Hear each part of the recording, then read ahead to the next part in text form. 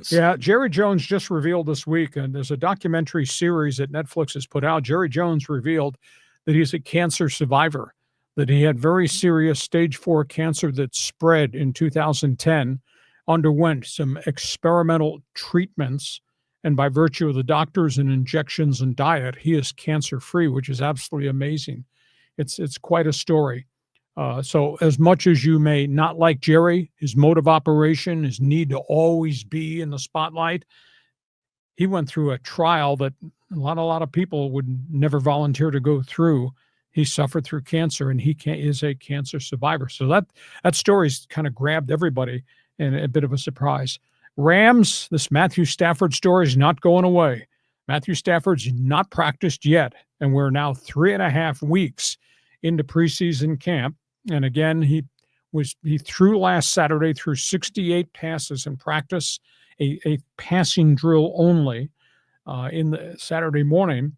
And he woke up Sunday and didn't feel right. And he's supposed to take part in a walkthrough on Monday, and he didn't feel right at all. He did not even want to do anything physical. So they sent him back into therapy and a hyperbaric chamber for oxygen treatment, and he has not been on the field yet. So we don't know as they go to week 5 now, next Monday, whether or not he's going to practice. And now we're on the clock in terms of getting ready for the start of the season. So the Rams situation with the quarterback remains up in the air. Chargers, Najee Harris, for the first time this week, did some football-related stuff. They've got him holding a football, doing one-day jogging, just jogging with a trainer, not practice, just jogging. The second day, because he had no setbacks from the first day, the second day, he was doing cuts with a trainer, running, cutting around cones. That's all he's been allowed to do. No clarification as to whether he's going to be on the practice field on Monday next week after they play the Rams in this third exhibition game, whether he's going to be ready to put on pads and actually go through physical exertion, what football is. But they're dropping hints. Joe Ortiz has indicated they are dropping hints that they're preparing to start the season with the rookie number 1 pick, Omarion Hampton, and Hassan Haskins, journeyman from the University of Michigan, that those might be their 2 backs to start the season against Kansas City when they play the season lifter down in Brazil. So that's the latest on the Chargers. Steelers, Mike Tomlin's got his hands full. Aaron Rodgers practicing very well. Mike Tomlin's got his hands full because Cam Hayward, their superstar defensive tackle, is now threatening to leave camp. He made a deal on a contract extension last year in which he took a very favorable Steeler contract for them. And he said, if I have a Pro Bowl season, we're going to reopen talks. Well, he had an unbelievable season in terms of sacks, tackles for losses, pressures, and all that. And he went back to him and said, it is time for you to take care of me. He's making $14 million a year. And he's had a great career in Pittsburgh.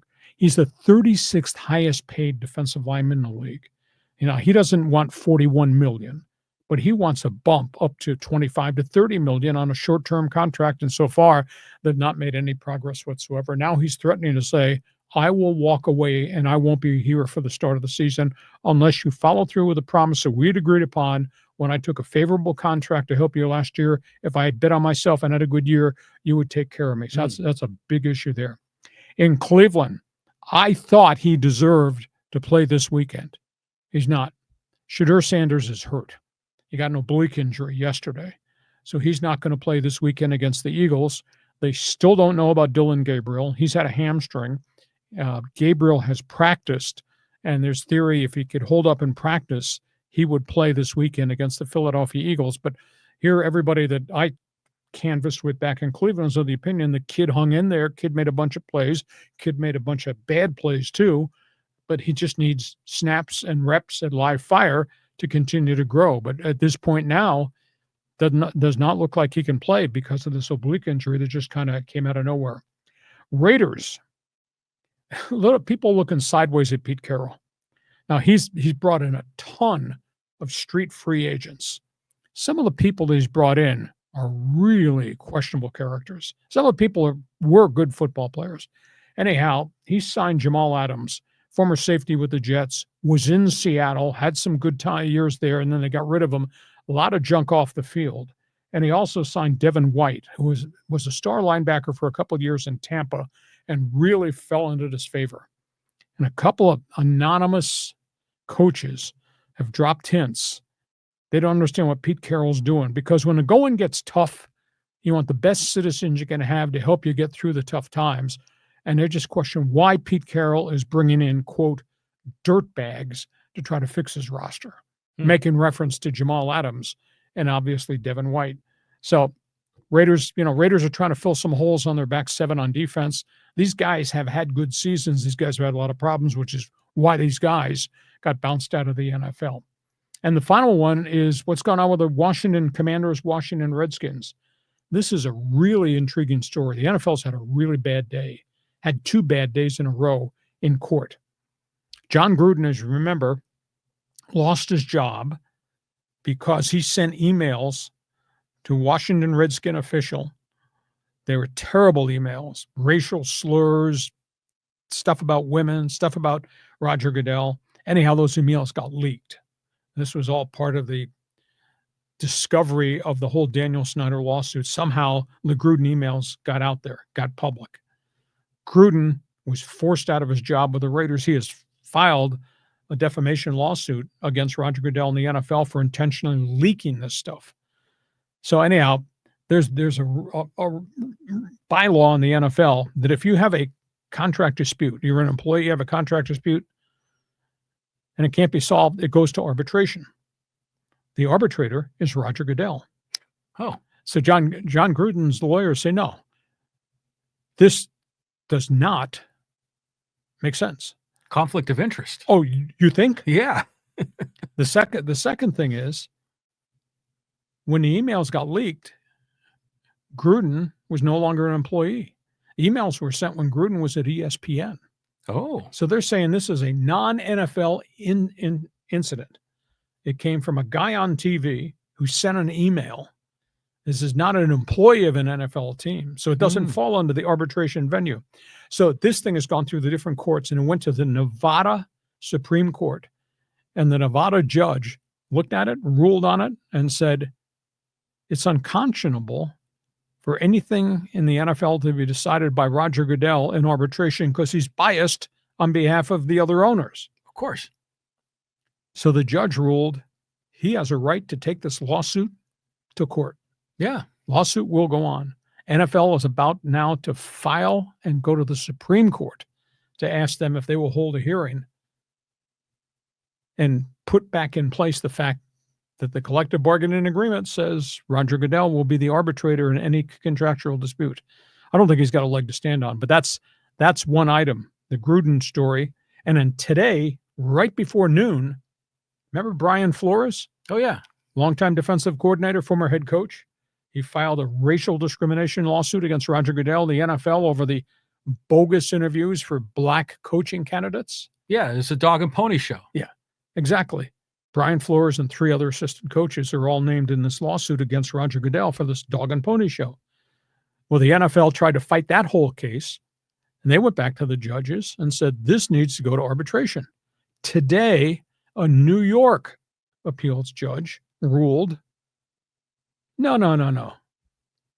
You can't have Roger Goodell be the arbitrator on the Brian Flores case either. This lawsuit goes to court too. Interesting. So NFL's had a bad 48 hours in the courtroom. Holy cow. So anyhow, that's from Jerry Jones through all things bad with Gruden and Brian Flores and Roger Goodell. John, the floor is yours. The Gruden stuff is interesting. I mean, obviously what he did was horrible, the emails and everything. I'm not condoning that, but I think he's got a good case here. I mean, because Goodell's got a conflict of interest. He can't be the judge and he is the jury and the prosecutor all baked into one. And then the other story, about Brian Flores, potentially getting a little bit of at least acknowledgement that he got screwed over in that whole thing. So the NFL has been riding high for so long. They're getting knocked down a peg or two. Goodell will survive the whole thing, but Chucky is still alive, so it'd be funny if this goes to the Supreme Court to see how this shakes out. The Raider thing is interesting with Pete Carroll because he kind of reminds me of like someone like Jerry Tarkanian, where they always want to give a second, third, fourth chance to some of these guys, probably thinking that, he wants to be a good guy, and give this guy another chance. But sometimes you strike gold with some of those so-called bad characters, so it's a gamble. But I just think it's part of Carroll's personality. I mean, when you tell me that he's doing that, he's giving these guys chances, I'm like, yeah, that kind of makes sense. Interesting. We all come from somewhere, including people who are, quote, dirtbags, according to other people around the National Football League, and they're all going to wear. That's a perfect fit. They're going to wear the Raider colors. Yeah, exactly. Yeah. The silver and black. And by the way, I love the story of Jerry Jones getting an experimental drug, experimental procedure, whatever it was. He was willing to take a gamble, and it paid off for him. Well, he had to, because the stage 4 meant the cancer had gone from one organ to another. Yeah. This was kind of last chance saloon. But see, the beauty of this is that, and granted, I know he went through hell and it's stage 4, but it's cool how medical technology is getting better and better, and so we can save people in stage 4. Because usually when you have stage 4, it's game over. Yeah. Protein injections, and it worked. I mean, it is now 2025. He had this in 2010. Yeah, right on. Amazing story. Okay, we go from all things NFL. You got an opinion on any of these topics? Jump on board. Fans Forum chat box is open.